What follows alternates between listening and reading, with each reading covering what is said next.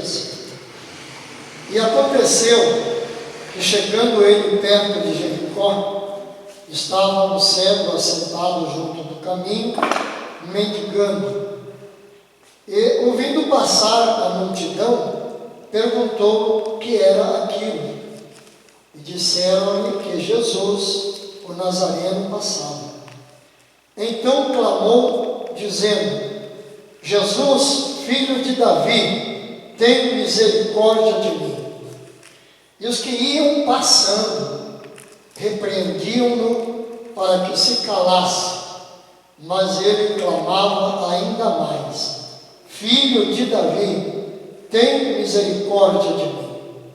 Então Jesus, parando, mandou que lhe trouxessem, e chegando ele, perguntou-lhe, dizendo: Que queres que te faça? E ele disse: Senhor, que eu veja. E Jesus lhe disse: Vê, a tua fé te salvou. E logo viu e seguia-o, glorificando a Deus, e todo o povo, vendo isto, dava louvores a Deus. Amém? Pode se assentar. Quando eu fui ler esse texto, depois de tantas vezes já pregamos sobre isso, já ouvimos muitas pregações, e Deus me levou a um sentimento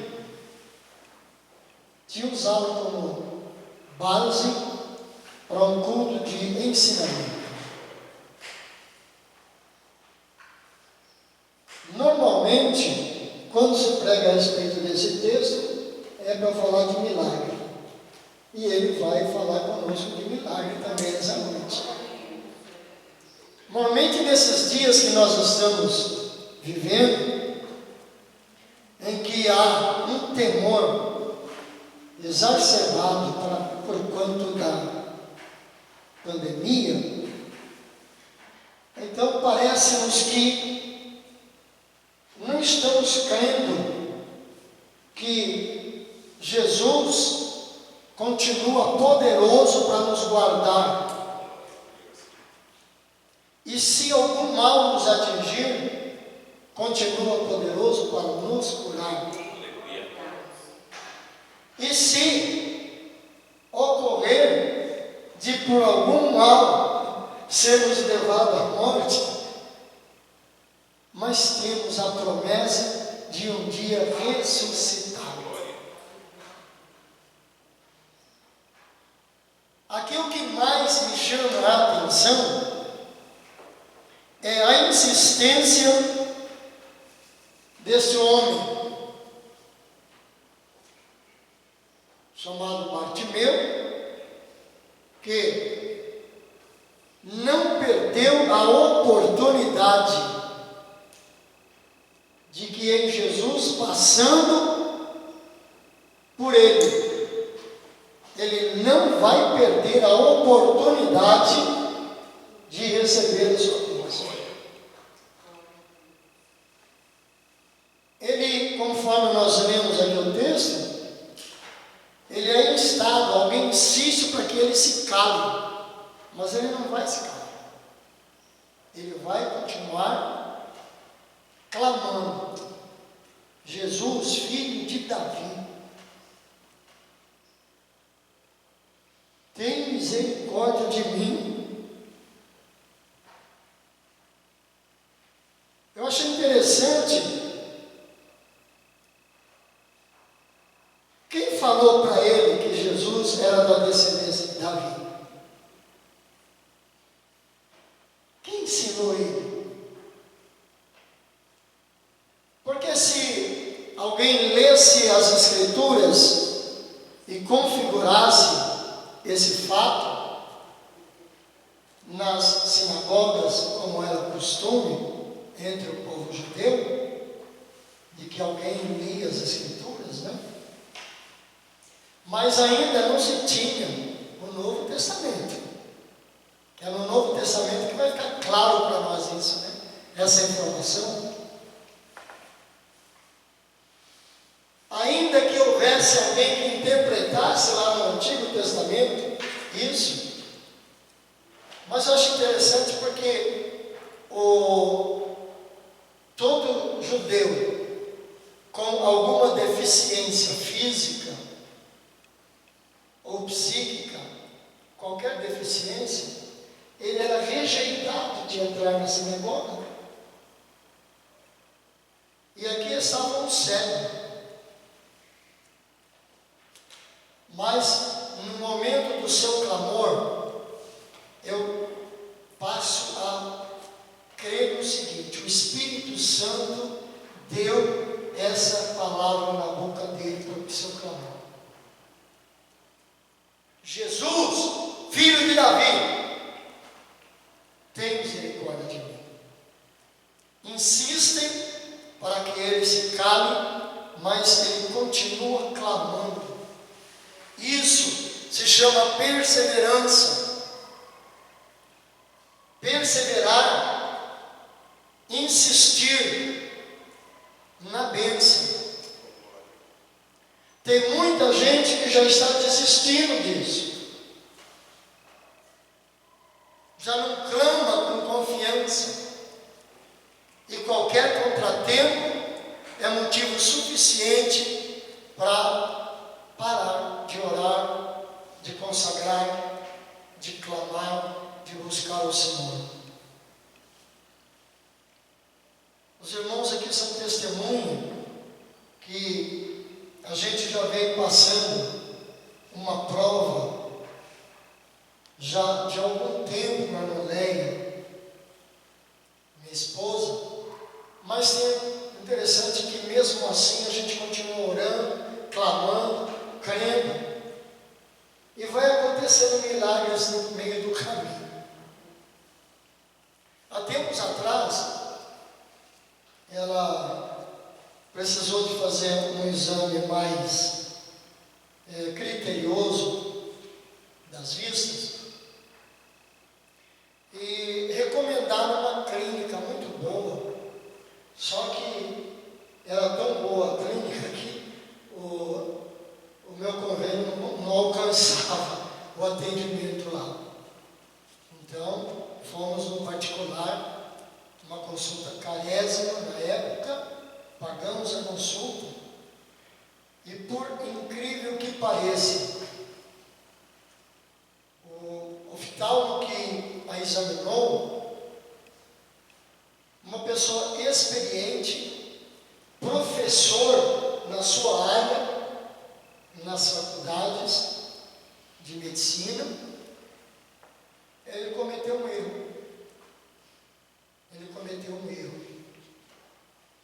No momento que ele está examinando os olhos dela, não sei o que aconteceu lá, e ele com o equipamento bateu num dos olhos dela, da Noleia. De tal forma que, por vários dias, ela com aquele incômodo, sentindo aquela dor e aquele avermelhamento no globo ocular. E nós oramos em casa. Aí aquele vermelhidão foi desaparecendo, limpou a vista, parou de doer. Tempos depois a gente vai fazer um outro exame, dessa vez também foi particular, o convênio não cobria, e quando ela faz esse novo exame, e esse outro médico examina os olhos dela, aí ele pergunta para ela: a senhora fez uma cirurgia nos olhos? Ela disse: não, fez sim. Tem aqui um sinal de uma cirurgia nos seus olhos. Quem fez essa cirurgia? Foi Jesus. Porque aquele médico machucou, mas o Senhor Jesus fez a cirurgia. teve uma outra situação no outro olho, e quando vai de novo fazer o exame, a senhora fez cirurgia também nesse outro olho. Foi Jesus. E nós ficamos temerosos dentro de casa. A gente não vem cultuar a Deus nesses dias com medo de alguma coisa, sabendo que nós temos um Senhor poderoso. Nós ouvimos aqui o testemunho do irmão Franciel, nesse mesmo período de pandemia, passar por um processo, sendo alguém também do grupo de risco, mas o Senhor deu vitória. Glória. Ei, você em casa, creia, o Senhor está passando aí nessa noite. Se tem problema, se tem doença, se tem qualquer coisa, creia, Ele vai passar, e por onde Ele passa, acontece milagre. Aleluia. Veja só, ele passando por Jericó, ele vai curar aquele cego pela sua insistência. Alguém vai dizer para ele: ei, não grita, não clama desse jeito, o seu clamor está nos incomodando. Mas ele não quis nem saber. Jesus, filho de Davi, tem misericórdia de mim. Talvez alguém esteja te dizendo em casa: não vai para a igreja, não vai cultuar, não vai tocar, não vai. Mas é aqui que quando nós nos reunimos, aqui Ele se faz presente, quando nós estamos em comunhão, todos no único propósito, no mesmo propósito, de elevar as nossas vozes em adoração, em louvor, ouvirmos uma palavra e glorificarmos a Deus, porque a palavra mexe com o nosso interior, mexe com o nosso intelecto, mexe com a nossa psique, mexe com tudo e nos faz acreditar que Jesus é poderoso para operar um milagre na nossa vida. Glória a Deus. Abra sua Bíblia, Marcos, capítulo 1 aí, e vamos ver algumas passagens de Jesus, para ver o que acontece. Versículo 21 vai dizer que ele entra em Cafarnaum, e é bem no dia de sábado, é o dia da reunião na sinagoga. E ele entra naquela sinagoga e ele está ensinando. E aqueles que ali estão ficam maravilhados com a sua doutrina, porque ele ensinava como alguém que tem autoridade, e não como os escribas. E observe bem, embora o costume judaico era tal que alguém com algum tipo de deficiência, fosse qual fosse, não podia estar dentro da sinagoga. Mas naquele dia, e quem sabe em outros, entrava um camarada lá, um homem, possuído de um espírito imundo. Como em outras ocasiões, quem estava ensinando, apesar da autoridade da palavra, porque era lido os livros, da forma que eles tinham, em pergaminhos, em rolos, era lido, mas não tinha a autoridade de usar aquela palavra palavra com autoridade para acontecer milagres. Por isso eles se maravilhavam de quando Jesus ensinava, que ele ensinava com autoridade.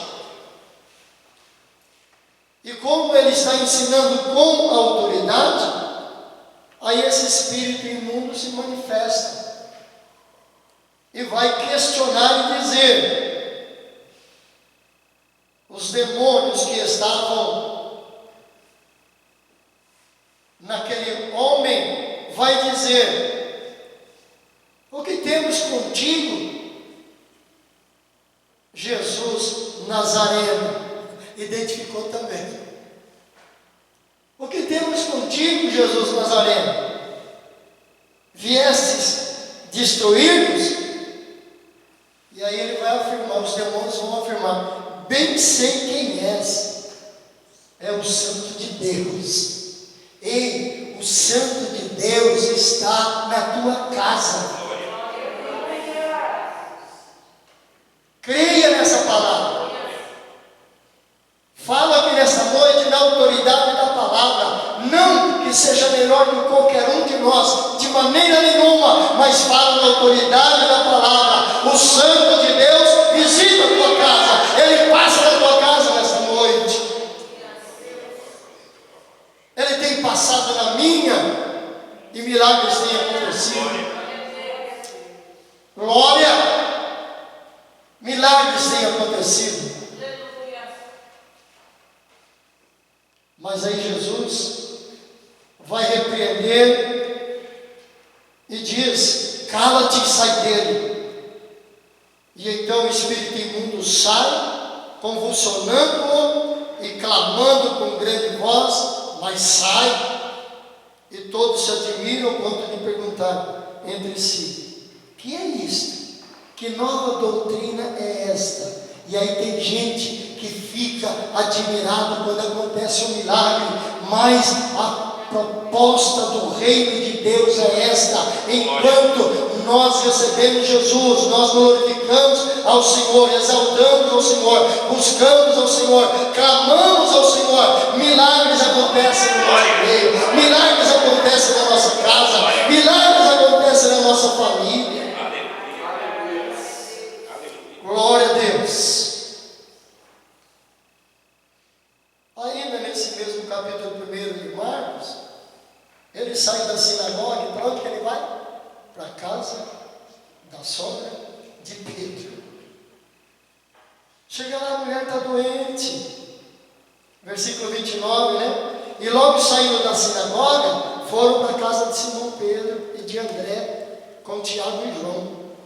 E a sogra de Simão estava deitada com febre, e logo lhe falaram dela. Então ele, chegando-se a ela, tomou-a pela mão e levantou-a, e a febre a deixou, e ela foi sem luz.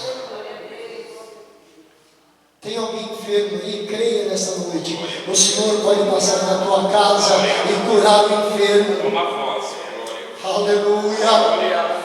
Ele pode estar passando neste momento através da sua palavra, e vai haver cura na tua casa, vai haver cura no meio da tua família, mas isso é para que o nome do Senhor seja glorificado e você esteja na posição que Ele quer que você esteja. Se alguém tenta te desanimar, não desanime, creia na palavra de Deus. Seja persistente. Louvado seja o nome do Senhor. Quando ele sai de manhã muito cedo, né? Ainda escuro, vai para um lugar deserto e vai orar. Eu vejo aqui muitas vezes pessoas que procuram um monte, eu não sou contra, cada um é cada um, mas para mim orar no deserto é no meu deserto. É no meu deserto. É dentro do meu quarto. Às vezes, quando eu preciso de um particular com Deus, eu vou para um outro porque a Leia até está querendo que eu venda a casa, que a gente monte de casa, pegue uma casa menor, porque como criamos 4 filhos, 2 meninos e 2 meninas, então tem 3 dormitórios. Imagina 3 dormitórios para um casal de velho, né? Para a gente cuidar não é fácil, né? Chega no dia da limpeza, a mulher tem problema de coluna, adivinha quem sobra? Adivinha quem sobra? Aí já viu, né? Aí o ombro dói também. Mas é bom, sabe por quê? Porque quando eu quero ter o meu particular com Deus, eu vou lá para o quarto lá dos fundos, onde era dos meninos, e me tranco lá, e lá a gente taca a cara no pó e clama até vir resposta. É o meu deserto, é o meu deserto. Então diz que ele vai para o deserto e ele ora. E os discípulos, aqueles mais próximos, sempre estão com ele. E aí vai e diz, estão procurando o Senhor. Aí ele vai dizer, então vamos para as aldeias vizinhas, para que ali também eu pregue, porque para isso eu vim. Ei, alguém pode dizer que ele não vai passar na tua casa, na tua família, mas ele veio para isso, ele passa com a sua palavra, na tua casa, na tua família, no teu emprego, na tua empresa, na tua faculdade, na tua escola, ele passa, ele te acha lá para te abençoar e operar um milagre. E ele sai pregando pelas sinagogas, por toda a Galileia, e expulsando demônios. E numa dessas, versículo 40 aí, desse capítulo 1 de Marcos ainda, diz que vai se aproximar dele um leproso, que rogando-lhe, coloca-se de joelho diante dele, e diz para ele, Senhor, se tu quiseres, me podes limpar. E aí Jesus, movido de grande compaixão, estende a mão, toca ele. E aqui está uma coisa interessante. Era lei, não se toca no leproso. Mas Jesus tocou no leproso. Ele tocou no leproso. E ao tocá-lo, diz, quero ser limpo. E diz a palavra de Deus, naquele momento, logo a lepra desapareceu e ele ficou limpo. O que eu aprendo aqui? Que ter uma lepra hoje, não a hanseníase, mas uma lepra chamada pecado, que tem nos afastado do convívio espiritual. Mas nesta noite o Senhor está passando em vidas, em casas, e se você quiser, peça nesse momento, clame nesse momento, Senhor, me limpa dessa lepra, e você vai ser limpo para glorificar e exaltar o nome do Senhor. Tem gente que está perdendo a sua bênção por não aproveitar o momento em que é ministrada a palavra de Deus, o momento que é feito um clamor, uma oração, e fazer o seu pedido, como nós sempre estamos falando, aqui faça o seu pedido através da live. Estaremos aqui orando e você também aí pedindo, Senhor, me limpa, Senhor, me cura, Senhor, me transforma. E é no momento da oração que o Espírito Santo, passeando no nosso meio, Ele é o nosso Consolador e vai operar milagres na nossa vida. Aleluia. Ele limpa esse leproso, continua sua caminhada, e no capítulo 12 vai dizer que dias depois ele volta em Cafarnaum. Ele volta para Cafarnaum. Aí lá em Cafarnaum, o que vai acontecer? Como ele já tinha passado antes, tinha feito a libertação daquele endemoniado na sinagoga. A sinagoga devia estar lotada. Quando aquele povo foi para casa, falou: olha, Jesus hoje deu um ensinamento lá com uma palavra de autoridade, libertou um homem endemoniado, e aquela fama correu por todas as famílias. Quando ele volta em Cafarnaum, então ele estava em casa. Ele estava em casa. Correu aquela multidão para lá, ficou gente para tudo quanto é lado, não tinha mais como ninguém chegar perto, mas aí tinha um paralítico que ficou sabendo que Jesus estava lá, e ele teve uns amigos que disse: olha, nós vamos te levar lá. Levaram ele na casa, mas não dava para entrar. Subiram pelo telhado, abriram o telhado e desceram aquela cama com aquele paralítico aonde Jesus estava. E Jesus, vendo a fé, disse para aquele paralítico: os teus pecados estão perdoados.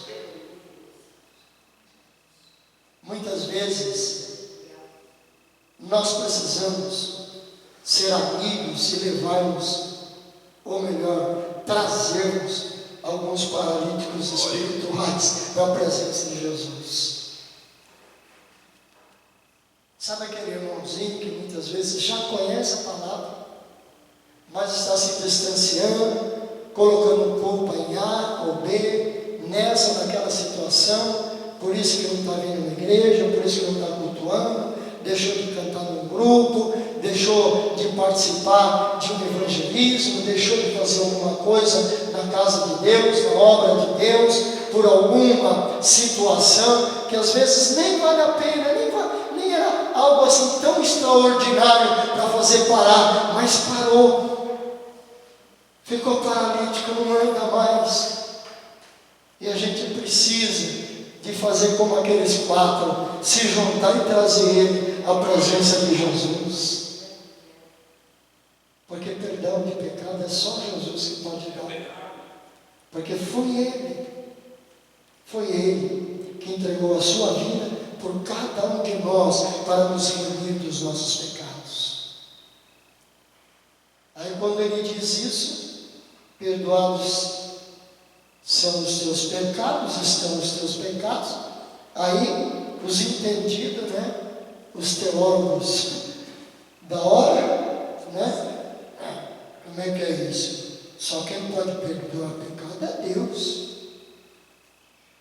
E Jesus, que conhece os corações, sabendo que eles estavam arrazoando entre si, ele simplesmente vai dizer: o que é mais fácil dizer? Estão perdoados seus pecados? Ou dizer para ele se levantar e tomar caminho?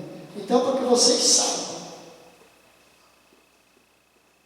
que o Filho do Homem tem na terra poder para perdoar pecado, aí ele vem e fala: eu te digo, levanta, toma a tua cama e vai para a tua casa.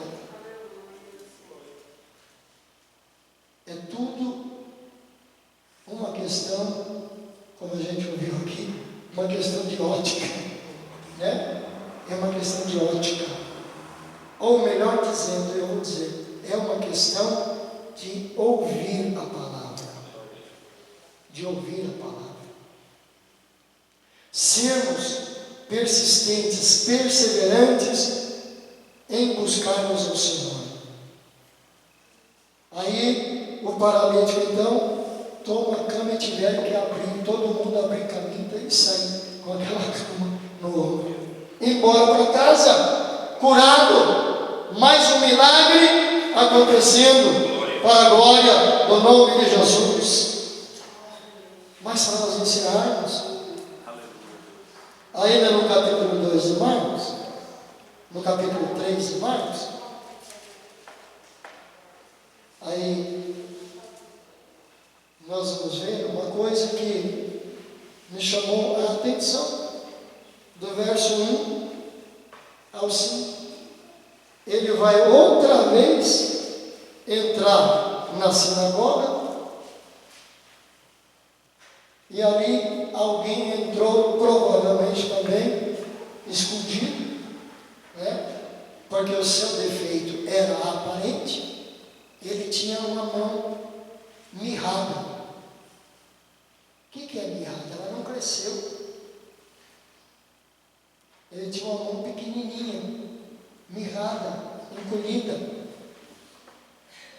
E eu conjecturo, né? Provavelmente ele estava escondendo aquela mão na túnica, né? Como alguém que está cruzando o braço com a mão para dentro, e só a mão esquerda, a mão boa para fora, ele está escondido ali. Mas outra vez, Jesus, passando naquela sinagoga de novo, ele observa e vai dizer: outra vez na sinagoga, estava ali um homem que tinha uma das mãos mirrada e estava observando o povo, né? Se ele ia curar no dia de sábado. Aí ele levanta e diz àquele homem que tinha a mão mirrada: levanta-te do seu lugar e vem aqui para o meio.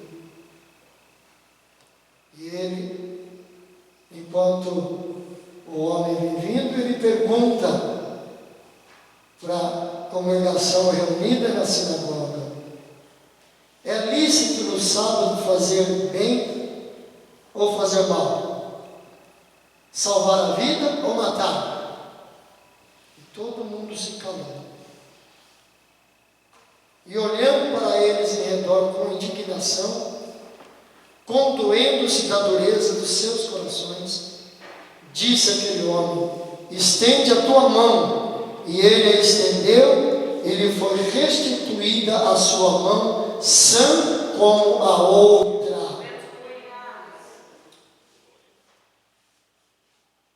Que lição que extrai daqui para nós? Que se Jesus está no nosso meio, milagres continuarão acontecendo. Milagres continuarão acontecendo. Independentemente da fé de cada um. Porque nós reconhecemos, nem todos têm a mesma fé. Nem todos têm a mesma fé. Mas o Senhor continua sendo o mesmo. E se o buscarmos, se o louvarmos, se o adorarmos, se clamarmos, o Senhor vai responder com milagre. Eu já disse aqui, meu filho, acho que eu já falei esse testemunho para encerrar. O Denis, a mãe dele, a mulher, disse que ele puxou para mim, porque quando eu era mais novo era meio maluco dirigindo, né?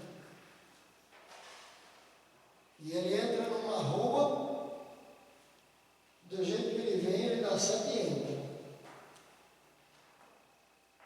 E a rua era não só sentido do jeito que ele ia entrar. Quando ele entrou, veio uma Kombi na contramão.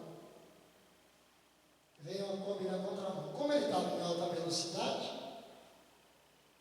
ele quis tirar da Kombi, mas quando ele foi tirar, tinha uma carreta estacionada, sem o cavalo, né? Estava só naquele suporte dela ali, uma carretona toda de ferro, e quando ele tirou para não bater de frente com a Kombi, ele entrou embaixo daquela carreta, com a caminhonete do serviço, que ele estava indo levar um material lá do serviço. Ele entra, e quando ele entrou, ele só se lembrou, foi a mão do Senhor, que empurrou ele deitou no banco do passageiro. Porque quando ele entrou embaixo daquela carreta, arrancou a capota da caminhonete e deixou rasa, igual a carroceria.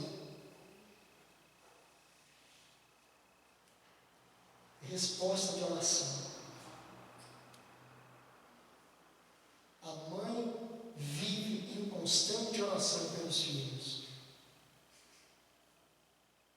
Quando iam para a escola, a mãe orando.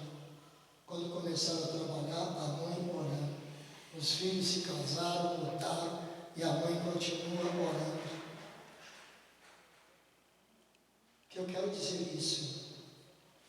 Alguns pais, pai e mãe, estão largando os filhos conhecimento. Não perca a tua bênção. Teu filho, a tua filha, foi Deus que te deu. É bênção. Está escrito que os filhos são bênção. Os filhos são bênção. Se está dando trabalho, é por um período de tempo. Mas nós vamos continuar insistindo em oração. Nós vamos continuar perseverando, orando, porque se é bênção, eu não quero perder a minha bênção. Como disse Jacó, agarrado no anjo, eu não te largo enquanto não me abençoares. Eu não vou deixar de orar pelos meus filhos. Não deixe de orar pelos seus filhos, clamar pelos seus filhos, porque é bênção de Deus. Não perca a sua bênção, acredite no milagre da palavra de Deus. Amém, queridos?